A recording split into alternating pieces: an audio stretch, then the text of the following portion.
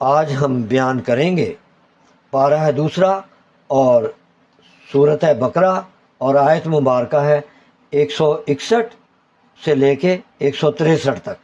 اعوذ باللہ من الشیطان الرجیم، بسم اللہ الرحمن الرحیم۔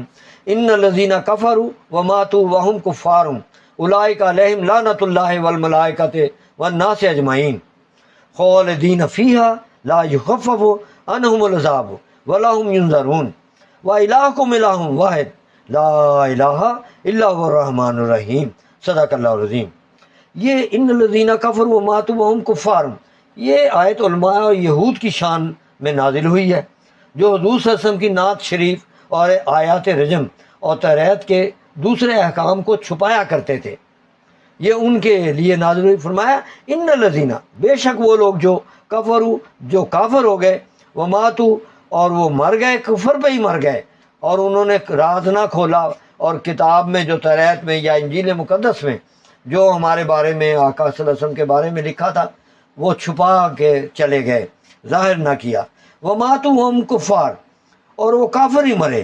اولئک علیہم، یہی تو لوگ ہیں جن کے اوپر لعنت اللہ، اللہ کی لعنت، والملائکۃ، اور فرشتوں کی لعنت، والناس اجمعین، اور تمام جہانوں کے جو لوگ ہیں ان سب کی لعنت۔ لعنت کرنے والے سے ملائکہ، مومنین، بلکہ اس کی تمام مقبول مخلوق سبھی شامل ہیں۔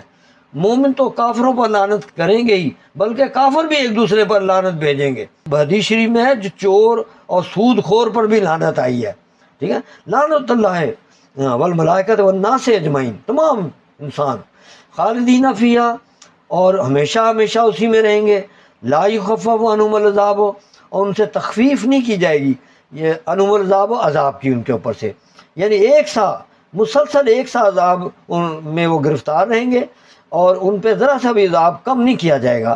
وَلَا هُمْ يُنظَرُونَ، اور نہ ہی انہیں کو مہلت دی جائے گی۔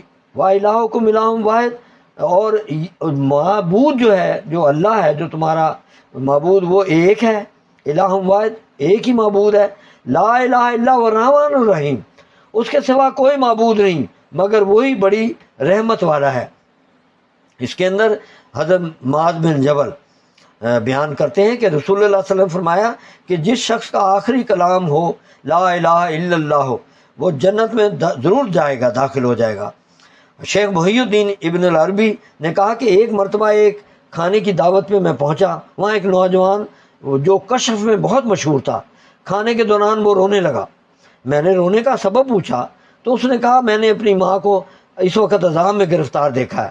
ابن العربی نے اسی وقت نا اپنے دلی دل میں 70,000 کلمات کا ثواب اس کی ماں کو بخش دیا، اور اب وہ نوجوان ہنسنے لگا اور کہا اب میں اپنی ماں کو اچھے حال میں دیکھ رہا ہوں۔